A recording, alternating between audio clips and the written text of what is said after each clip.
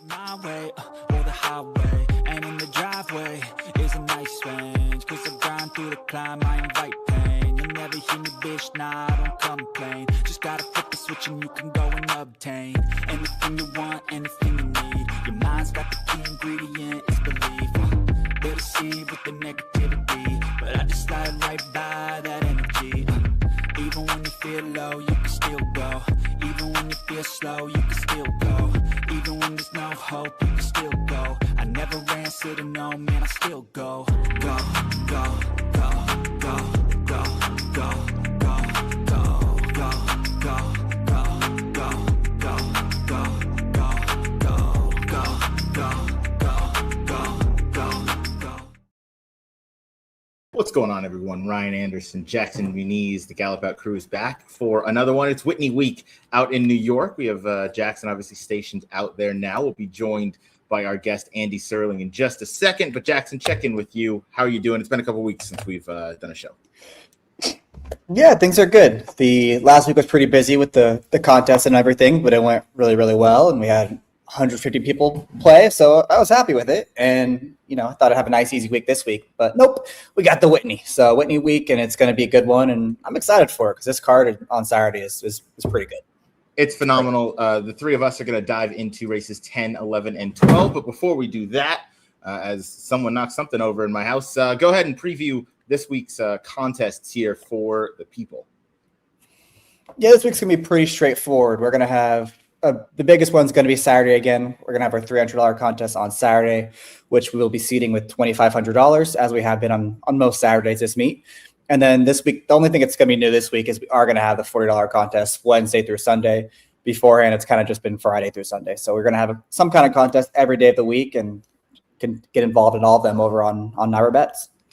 I love it. Yeah, the contests have gone into full swing since you've taken over, so we'd love to see that. But enough talk about the contest. It's time to get into the actual races taking place this Saturday. And with that, we'll be joined by Andy Serling once again. Andy, nice to have you back with us. Good to see you. I see Jackson all the time. So yeah, you see Jackson. You see Jackson more than me now. So yes, now you guys are the ones that spend all the time together. So lots of check in. Checking with the chat. Couples, you can change the lyrics if you got hope. I love it. Races 10, 11, and 12 this Saturday at Saratoga. 3 of the 4 grade 1s on the Saturday program. We're going to preview them all, or preview the 3 of them, I should say. We'll dive right in. The grade 1 Fourstardave is going to be the first up on our docket. They're going a mile over the inner for the 3-year-olds and upward. We have the return of Rhetorical in here, along with some others. Andy, Jackson and I were talking a little bit on the pre-show. The pace seems awful quick, even with one of the Mark Casse horses expected to scratch. How did you see this race shaping up? I'm never sure the pace are going to be fast around here, but I imagine. I guess the filly's likely to be the one that runs. I think I'm going to assume Mibago's entered as sort of insurance in case something happens to her, and he has been running really well. I think she'll go the lead, but I don't know. To me, I think this is a race that if you're a trip handicapper, it's impossible to resist Capitol Hill.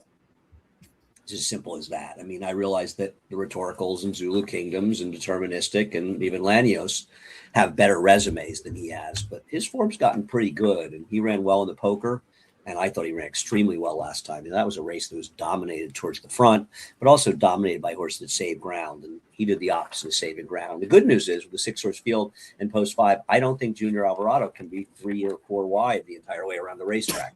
If he is, it would really be an impressive performance by him, maybe almost as good as his ride in Gazora on Sunday, where he took a horse that should have been, and I didn't like her. I like the winner, but he should have been sitting second. He somehow managed to be back in last, wide around the track. But I think Capitol Hill is just a good opportunity to take a horse a bit of a price in a field where I have great respect for Deterministic. He's an incredibly cool horse, so he shows up. The others, they're okay, but they're no superstars. Yeah, no superstars in here, Jackson. I'll let you take things away, as I think you also like the number 6 Capitol Hill. Yeah, I echo everything that Andy said about this horse. It depends for me which Casse comes out, because I do think I would have a little interest in Mibago if he stays in. I think his form is – I just think his last race, he's gotten pretty good. And I thought last time they should have gone a little quicker. because clearly he had plenty left in the lane. And I think if they would have opened up a little more, he might have won that race outright. The other thing with this race is, besides whoever gets the front and besides Capitol Hill, it feels like Deterministic, Rhetorical, and even Zulu Kingdom, all three of those horses, they want the exact same trip. They want to be right behind the pace. They want to be sitting second or third in here. And I feel like sometimes when that happens, you can kind of just push the pace a little faster. Maybe that plays into the hands of Capitol Hill, who, as Andy said, had a nightmare trip last time, and it's unlikely that he gets as bad of a trip in the small field as he did last time out. So if he's going to be 10-1 in here, it feels like a pretty good price on a horse that is going to need some help up front, but there's no doubt his form has been pretty good lately. He's really improving for Bill, and I don't think he has to improve that much to win this race. I'm scared of Deterministic. I keep trying to beat him, and he keeps beating me, so I'm kind of giving up. Are you guys worried about the mile for him? And I know he won this race last year, but this is a much, much tougher group than the field he beat last year. I think that's fair. And he got a very soft trip last night, sitting on top of a very soft pace. And I think maybe they're moving a little more into it. I don't know. I listen, I didn't like him last night. I spent about 5 minutes explaining to most of his owners why he couldn't win last time. They're friends of mine. And, I'm glad. Listen, I'm glad that I was wrong. For them, but, I've given up on trying to beat him. I just think he's an impressive horse. He just seems to show up every time. So I'm not again. I'm going to try to beat him, but I'm not again. Yeah, he does. Deterministic, along with basically this entire field, tend to show up a lot. I do agree with you guys that Capitol Hill's kind of the up and comer, and I'm leaning a little bit toward Laganos here. I know he hasn't faced nearly the class in the company. I could see him maybe drifting up a couple ticks, maybe in that 6-1, 7-1 range. And I think in there, he'd be worth taking a shot. 5-1 is about as short as I'd be willing to go, but he's another one that's rolling and trending in the right direction. I do think a mile might be a touch sharp for him, but I'd be willing to take another shot with him. But doesn't it worry you that he seems to get absolutely perfect trips every single time, and now he's drawing the far outside? Yes, but he does the same kind of trips he's been getting. Seems pretty slim against a better field. A little slim, but he also kind of puts himself in the right position too, which I like to see from a horse. But I do understand your point there. He does draw more toward the outside. Pretty soft posts in some pretty soft fields. I mean, this is a monstrous step up from him than running against Minaret Station and Mercante and Chasing the Crown. Not that they're bad horses. These horses are better though. But listen, he wins. He's won 5 in a row, I guess. He does. He's another one that shows up deterministic. Another one. Yeah. Should we talk about Zulu Kingdom before we move on to the next one? Another horse that really shows up and can kind of sit any sort of trip. Did either of you guys give this one a close look? And 7-2 felt like a fair enough price on it. For people that think I like every Chad Brown horse, this horse could be the example of a horse of Chad's that's done very well that I just never liked. Always thought he was overrated. I always thought he's gotten very soft trips when he's won. He got one in the Maker's Mark. He got one last time. But I got to say, he did run better than I expected last time. I just never warmed up to this horse. I don't know. For a horse that's finished first 9 of 11 races, I have never warmed up to this horse. But that could be just me. Jackson, your thoughts? Any? Yeah, I mean, I agree. I think there's other horses in here that are more interesting at better prices. It's tough to get better trip than he did last time. I think I'd rather bet Rhetorical at 5-2 versus Zulu Kingdom at 7-2. I agree with that. Fair enough. Race 11, the Saratoga Derby, going a mile and 3/16 for the 3-year-olds. I guess we should start the conversation with the two coming out of the similar race, and that's the Belmont Derby on July 4th. Well, there's 5 of them, but yeah. Well, sorry, I'm at the top 2 finishers. A bevy of them. Yeah. I guess the best news for Will Walden for finishing second is they finally got to take the blinkers off, which I know they've been wanting to do for a couple races, but the horse kind of just kept winning. You get first-time Flavian Pratt in here, although I felt like Jackson Title Roll just beat him on the square last time. Yeah, I mean, look, I think Totterell definitely got the better trip last time. No, I don't think there's any doubt about that. The pace wasn't exactly flying up front. They were separated a nose at the wire, and now they're going to stretch out another half a furlong. The problem is the Totterell might be loose in this race again. I mean, unless there's the horse Ricardo's on. I forget what number he is. Sorry, I don't have it. The 8 McCready. Yeah. The 8. Yeah. Is he named for Mike McCready from Pearl Jam? That would be kind of fun. I don't know. McCready. Might be. Probably not. But Probably not. I mean, I think that horse has to go, right? His one good turf race, he went to the front. You're 20-1 in here. Why else are you in this race if you're not going to send him to the lead? So even if that horse goes, I think Totterell just sits right off of him. There's just no pace in here again. This could be the exact same thing we saw in the Belmont Derby. We'll see if the extra distance is a difference maker for some of these other horses. But I guess a very soft opinion, I might go right back to Totterell. If you think there's not going to be much pace, and I don't see a ton of pace either, I don't see the 8 as a speed, but maybe Ricardo is more aggressive than his prior riders.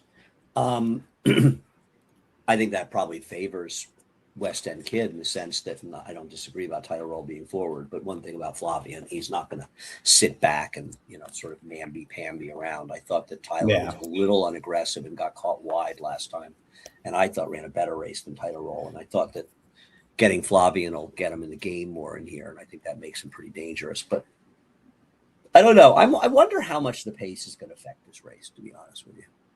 I just don't know. I feel like they'll go fast enough. And keep in mind, a mile and 3/16, the race starts top of the stretch, so post isn't that important. It's not like the Fourstardave where they're going to hit it so quickly, the turn. I don't know. I still think Remember Mama's the better one of all three of those horses, but maybe I'm wrong.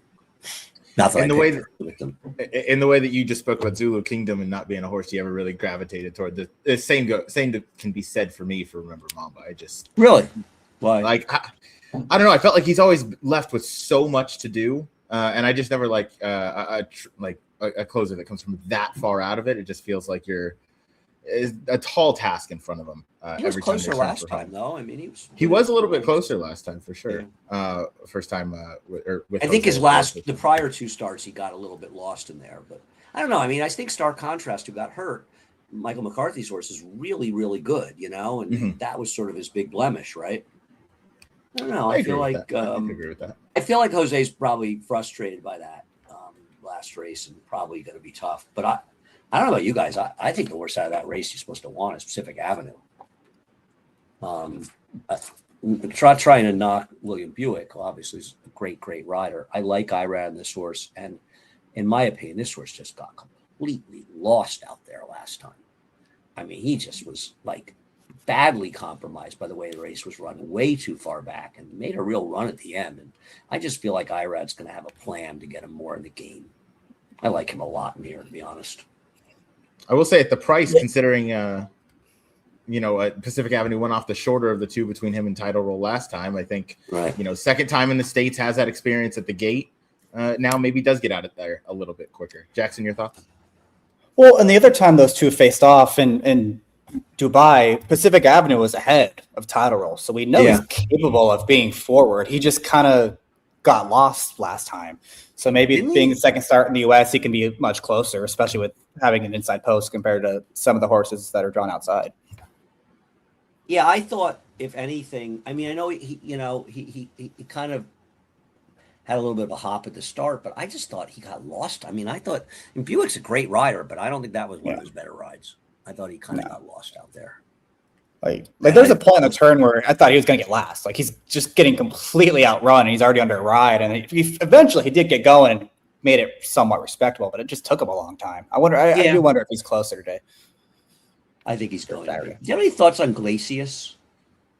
I was just going to turn to that horse. I thought it's interesting that Luis Saez is going to be aboard. Maybe that's just wanting to get this horse a little bit of some forward position. I know he was prominent three back, but I mean, they weren't flying as they often do. Yeah, he doesn't have a ton of early speed. I'm just hoping maybe this gets him a little bit more forwardly placed than dead last. But yeah, his last two, he's been way out the back.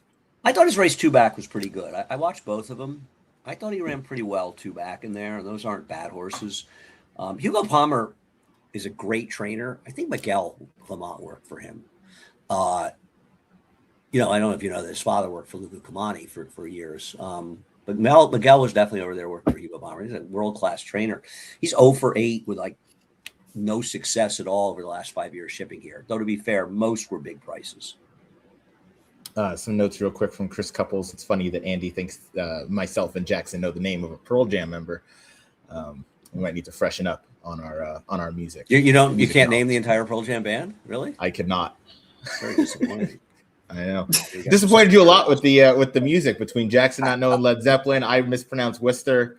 It's been a mess over here in terms of music. I've actually, other than the Grateful Dead and other Grateful Dead band members groups, I've seen Pearl Jam more than anybody else. I think I've seen it about 30 times. I'm an arrested child. Any other thoughts on the Saratoga Derby before we move on to the Whitney? I think it's a fun race, to be honest. I mean, I think that all these horses are okay. Why is the Big Con in here? He's got tons of turf pedigree. He's actually not that. He feels like a funny horse that's probably not good enough. And for all I know, the Reeves want to run here, but and I wouldn't blame him. He feels like a funny horse in here at a big price that's probably got a little more talent than he looks like on paper. Yeah, we haven't seen him since late in his 2-year-old season, and he could route races begin. Yeah, feels like distance. He's been working in company with Deterministic a few times, and he's been going pretty good with him. So I thought that was interesting. I just think he's such a you look at him, you think, what the hell is he doing in here, right? He looks like he's like the idiot entry of all time. The more I kind of looked at him, I'm not saying I'm betting him or picking him, but I think he's kind of a funny little wild card that might run a little bit in this race. I wonder if I'll have to ask Acacia what her thoughts of this horse are. Yeah, he's not even the longest shot in the field, despite having the slowest numbers. He's got some respect, at least on the morning line from Aragona. I wish there was more speed here for the 9 Batas, who I thought last time never really had a clear shot to go through anywhere. I don't think there's as much separation between him and these other top contenders in here. He's got no speed, and he's just going to be up against it. No, I don't disagree. I'd love to see Manny ride him a little into the race. I don't think he's that bad. I agree. I don't know if he and Glavin are running here or the Hall of Fame. I guess Tom Morley called me earlier. I should have asked him about Glavin. Tom was walking the turf courses at Belmont. I don't know if he was wearing high heels like Michael Dickinson. And he called me this morning. He was unbelievably excited about how amazingly great the courses are there. It's actually great. It's nice. If he hadn't woken me up at 9:30, I'd have been happy. But 9:30 is like 4 at night. Yeah, about 5 weeks until you guys are back out at New Belmont for the first time. So I'm sure you guys are getting excited about that. That'll wrap up race number 11, the Saratoga Derby. On to the big one. It's the Grade 1 Whitney, and we'll just go through the field because I think you have to kind of talk about every horse in here. But I feel like we should start the conversation with the number 8 Baeza, who I think if he breaks, I think he's the best 4-year-old or best older horse in this crop. But he's had issues getting out of the gate in so many of his races. There should be an Eclipse Award for the best horse if it could get out of the gate. He would be like the heaviest favorite of all time at this point. That horse of the year if he knew how to get out of the gate. No kidding. Runaway heavy favorite at this point. It's not too late though for him to reverse it. I don't know. Do you like him, Jackson? I do. I liked him better when Phileas Fogg was in this race. And if the 4 ends up running, which it sounds like Forge Steel is not going to run, which is going to definitely change up his pace scenario. But the fact that he ran so well last time when Magnitude had everything his own way and Baeza still didn't break in that race, I just think if he is able to come out the gates cleanly, he's going to be very, very tough to beat. And they're going to go crazy for Sovereignty again in here. And I don't see any reason why I would want to be betting Sovereignty over Baeza based on the way they've run the past 12 months. I would like to see Baeza break exactly 1 length slow and drop right over the rail. That would be my preferred trip for him. And as you mentioned, and I think that it's similar about Tistastic, that he's sort of just in there in case something happens to Magnitude. I've heard he might not be running. I think Steve Bick told me that this morning. I know Baeza, I feel like we're kind of suckers, right? Oh, yeah. But I don't know how you resist Baeza. He's just run so unbelievably well in his last 2 races. And like you said, even despite the scenario last time, he just narrowly lost. And I have a question for you. Do we think at this point Magnitude might be verging on being a little bit overrated? I'm not. He's terrific, and I'm not against him by any stretch of the imagination. But now is it the time that they're going to start anointing with the 2 wins, or are people going to be like us and say, "Oh, it doesn't really matter. Baeza's just running better races, and he's going to break one of these days." I don't know. I'm saying this as someone that's cashed on Magnitude in 4 straight races. He's had 4 straight really, really good trips where there's been no other pace to get in his way. I don't know if there's other pace to get in his way in this race. Maybe it's Nitrogen, maybe it's Force Steel if he runs, but I don't know. I think I'd like to, if he's going to be the big favorite in here, which he'll be a relatively decent sized favorite, I think. I'd like to see him overcome a little bit more adversity than what he's had to do up to this point. I could see yeah, I'm kind of I don't know. I feel like you do. I do think he's the horse to beat in here, because the thing about him is he's very straightforward, right? We know he's going. We also know he doesn't need a lead to win. So if something happened and somebody went on a bit of a mission, I think he's a better horse in the front end, you know? And as you know, I've always been a fan of his. I'm not against him in any way. I just feel like if he's 9-5 and Baeza's 3-1 or 7-2, I'd rather bet Baeza. But I'm not sure that is a significant, you know, I'm not sure, because Baeza doesn't get out of the gate. He could be a little pace compromised in here. I'll tell you one thing. If Baeza does break, I'm pretty confident that he'll be sitting second here, because I could absolutely see, unless the other possibility, though, is Nitrogen, right? Do we think that they're going to be super aggressive with Nitrogen? They may well do that. You know, I'm not saying they're looking to get into a head-and-head duel, but let's be honest. Doesn't she run her better races when she's really forward? Think about last time, right? Her best race happened when they were kind of airing her out a little bit, right? I think that's the fastest pace she ever set in a dirt race, right? I believe so. Looking back through her times, yeah, for her being on the lead, I think that's, or up near the pace, I think that's the quickest she's ever gone. But if Baeza breaks, Flavian's going. You know what I mean? He's certainly going to be in position. Oh, 100%. Baeza does have natural speed. He just hasn't gotten out of the gate, and that's been his biggest issue. I also think it's if you're Jose on Nitrogen, or is it Johnny? I think it's Johnny. If it's Johnny, you're Johnny on Nitrogen. It's also twofold. If you break on top, you want to go because that's your best chance to win this race. But it's also putting your biggest rival out of position early. So if you're able to outbreak that horse, you got to beat him to the first turn and get over to the rail. What do we think of her? I think she has a chance. I think it's, or a big chance, I should say. I like her kind of second best. I don't know. I like her second in this race. I think to magnitude, but it would depend on who gets. I think if they air her out and Nitrogen gets the lead, I think that's, as we just said, her best way of going, her best way of winning. It's such a funny horse, because if you eliminate her last race, she is the least likely winner of this race, assuming the 4 and 7 scratched. With all due respect, she's 30-1. Yeah. I mean, I don't mean to be. She's terrific. I'm a big fan. But you say if she runs her last race, she's kind of the co-favorite, right? Last race was ridiculous, right? I mean, it was tremendous. So I would never bet her here, but I love that she's in here, and I would love to see her win or be really close. I think it'd be really cool. You know what I mean? Think about how long we talked about, you know, I don't agree with Mike Rapoli a lot of things, but I think Mike was saying something after the Fierceness Travers, you know, with Torpedo Anna. That's a race people are going to be talking about in 30 years. I actually agreed with him. You know, it made it exciting. And that's the thing about Phillies versus the boys. And her being in this race, it's a really good race to rematch the big three. You throw her in, considering the race she ran last time. I mean, it blows this race up from a sense of intrigue. And I applaud Mark, who's afraid of nothing. And I'd love to see her run well. I would never bet her. Yeah, I would love to see her one number horse in this field, you know? Yeah. Yeah. If she's 10-1, that's one thing, but she's not going to be 10-1. There's no way. No. Yeah. What about horses? Magnitude? Go ahead. Real quick, to get back to Magnitude before it goes to Sovereignty. And I know we all picked him in the Travers last year when we covered the show. Does it bother you guys that his worst race by far was on this racetrack, and the immediate post-race reaction from the connections where he did not handle the track? Yeah. No.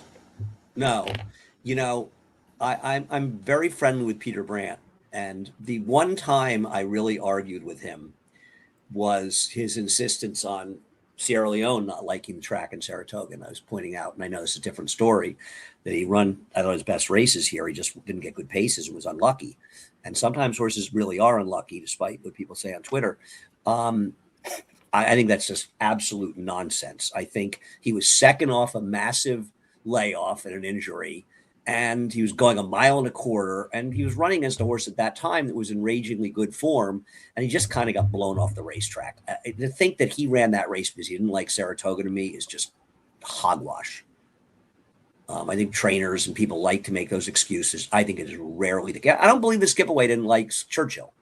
His last career start, he ran fourth in that Breeders' Cup Classic, was a damn good race, you know? I think he only ran there like twice or something, right? And once for the Derby, where everybody runs. 80% of the field runs like crap every year, you know? Yeah, that's true. So yep. I don't believe that, you know? I mean, you want to say he's the favorite, you should consider it, fine. But do we really think he's – Tom ran fifth. He really doesn't like Saratoga.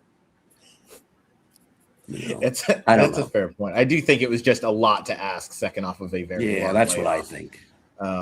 But they said, I didn't know they said that, Jackson. I never heard that. Yeah, I remember reading that. I will say, as the favorite, I'll have to watch his works. I'd be curious. Yeah. To Andy's point, as the favorite, you can at least consider it if you're going to try and beat him in this spot. And speaking of favorites, should we go to the horse that's been odds on in each of his last 4 starts? And I don't know. To me, he hasn't gone on as a 4-year-old to really take a big step up against the open company the older company, I should say, that he's been facing. What do you think of him, Jackson? I keep going back and forth on him because I don't think he ran badly in the Oaklawn handicap at all. I mean, he went to the front. He was second best to a horse that's on his best day. And Waterbury was really, really good and got a perfect trip in there. I wish he'd run better last time than Stephen Foster. I think everyone wishes that probably. But it's kind of getting to be put up or shut up time for this horse who's had very little go right for him since we saw him last at Saratoga and the Travers last year, because he missed the Breeders' Cup. And then the whole goal was, okay, that's fine. We're going to win the Viral Cup with him. And then he obviously didn't make that race either. And he's just kind of been just okay in his last couple of races. So he's just going to be – he's such a big fan favorite. He's always going to be overbet. He's going to be a shorter price than Baeza. And based on what they've done in their 2 races this year, I would rather bet Baeza at a better price. Yeah, I can't argue with any of that. I do think he's going to run well. It's his 3rd race this year. Like you said, I actually thought his Oaklawn handicap was fine. Thought he ran fine in there. He wasn't good last time. Now, I know he won the Derby on a sloppy track at Churchill, but as we know, different scenarios, different races, In the Derby, he didn't have a relatively moderate pace with a very good horse setting it. You know what I mean? A very different scenario than last year's Derby. So, and here's my question to you. Where did he really run better? Did he run better in last year's Derby? Run better last time? I think he ran better last time. I know he's a year older and he should be better, but I don't think he ran worse last time than he ran in the Derby. I just think it was a tougher race and a tougher scenario, than he faced. He faced a pace that had to fall apart against inferior horses kind of, and everything kind of went his own way in the Derby. He better show up today. I do think, I like to think that this is the year that maybe some of the sort of internet warriors that are always criticizing owners for retiring horses at the end of the 3-year-old year, maybe they understand a little better why owners take the money and why they move, because, journalism, I'm not saying journalism devalued himself. He certainly didn't increase his value. And if Sovereignty, let me ask you right now, let's say Sovereignty, let's just say, and this is, something happened, he got sick, he had a scratch from here, and they said, we're retiring him. He's not worth more after this year than he was worth last year. Now it's different. Godolphin owns him. There wasn't a stud deal, but there's a real risk in bringing these horses back. They don't all get better. They don't all increase their value. They can decrease their value. So there's a reason that owners take the money. The money's not always on the table if they don't take it that year and they don't retire them, and they want to roll the dice. Yeah, you can roll the dice and maybe, it increases your horse's value, but there's a very good chance it doesn't. And so far, journalism certainly showed that he wasn't improved as a 4-year-old. And I love journalism. And I love Eclipse and the way they raced him last year. I would love to have seen him do better. I think we all agree about that. We're all fans. And Sovereignty's another one, right? He's not, I disagreed with everybody last year, but there are a lot of people talking about him as one of the best 3-year-olds in a long, long time. Suddenly the bloom's a little off that rose. And this is a race where, man, he better run first or a close second, or people are going to say he's just not that good anymore. Right. Yeah. So we'll see. I think there's inherent risks, and I'm with Jackson. I couldn't bet him in here. I would rather bet Baeza, like you said, even if they're the same price, I'd rather bet him. But I'm not going to be surprised when he runs better. And I kind of hope he does, because I do like the fact they kept him in training, and I'm not running around rooting for all the chic sources. He and I probably don't agree on too many things in life, though I bet he knows that Mike McCready played for Pearl Jam. Better chance he knows than you nerds. But I think it's kind of an interesting horse. I think it's kind of an interesting year for that discussion, of people retiring horses, right? It is for sure. And I'm with you on the sense that I hope he runs well in terms of it's good for the game and it's good for the encouragement to run these horses as they get older. I felt like he could take even more money, be lower than 3-1 in here. I could see a scenario where he's almost vying for favoritism just based off the support that he gets. I don't see that. Time. No, I agree, but I think that bloom is off the rose, which might be a reason we're supposed to like him, right? Maybe. Is there a price where he's worth taking a shot at? Well, the one thing I want to say about him is he's not like coming back here and running like crap. I mean, you got a 108 and a 106 buyer in his 2 races, compared to this year's 3-year-olds, right? He's King Kong. Yeah, he's still. I would bet whichever Mott is higher, I would bet in this race. I feel like it has to be Sovereignty. He's got to take more money in here. He's going to. I agree with you on that. I think he just has that name. People are not, And if you're a fan of this horse, you're licking your chops to bet him at 3-1. This is the best price you've ever gotten on him ever. And he's doing it at Saratoga in a race where this is his 3rd start of the year. This is the time to get him at 3-1. I don't necessarily agree, but if you are of that opinion, you're firing on Saturday. I don't think he's a terrible bet at 3-1, Jackson. I'm not, just because you and I aren't really betting him, I don't think he's a terrible bet at that price, because somewhere in there's a horse that could be very tough in this race.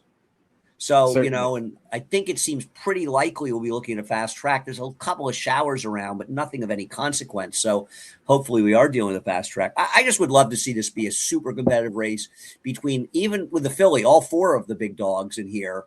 And because it just makes it going forward more interesting. And we'll see which one of these horses come back to face Forever Young on opening day at Belmont. We're not letting them in the building if they don't run. So maybe they'll be incentivized to come. I like it. Before we get out of here, should we mention White Barrio just because he does have the occasional race where he'll show up in a big way, and I do think on his best day he certainly contends deep with the rest of this field's top numbers. Is just a matter of if you get that effort out of him. He's all yours, but you're right. Well, I just feel like Safi had some horses that ran incredibly well in Arkansas and even a little bit in Churchill, but more in Arkansas and California. And I just haven't seen those performances otherwise. I could never bet him in a million years, but somebody likes him at a price, go for it. I probably couldn't either, but he does have a win in the Whitney already. I think, what was that, 2-3 years ago? Nick Tamaro and David Aragona both tried to convince me to bet him, and I laughed at them. That was one of my many clever moments in life. I have an abundance of them, actually. It's okay. The 3 of us shared a clever moment last year trying to beat Sovereignty in the Travers, so we've all we were all right, and we've been vindicated. We haven't vindicated. We're all badly wrong, but I feel a little bit of vindication. Yeah. Maybe we're so bad for taking. Felt horrible for taking a shot against a 1-5 shot. I just couldn't live with myself after that. How dare us?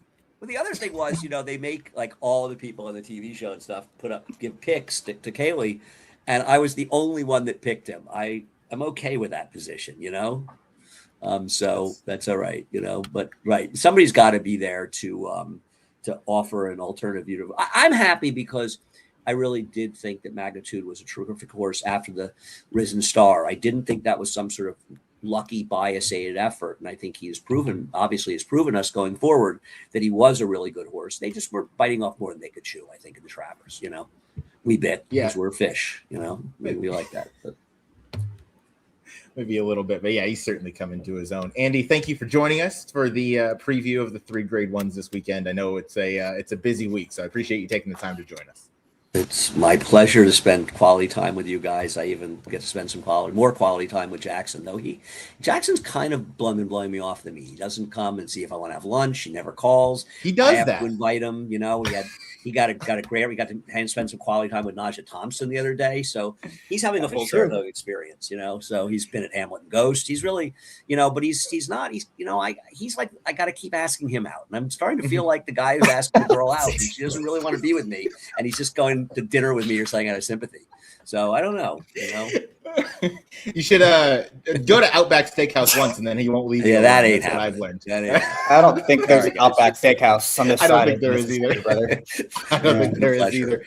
either. But that's awesome. You guys are going to be back on together tomorrow, talking horses 8:40 Eastern. 8:40. Yeah, well, I gotta say, I think Jackson's been signed up so far with like 5 talking horses, and has been rained out of 2 of them.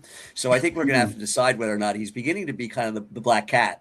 Like he's kind of a bit of a jinx for us. So hopefully, something won't happen. An asteroid won't hit us tomorrow to cancel again. So looking forward to that. I'm just looking forward to talking about the steeplechase race. I can't wait. It's gonna be great. Good news. We don't have to talk about it, but I don't want to hinder. Okay. You're allowed. If you'd like to handicap it, be my guest.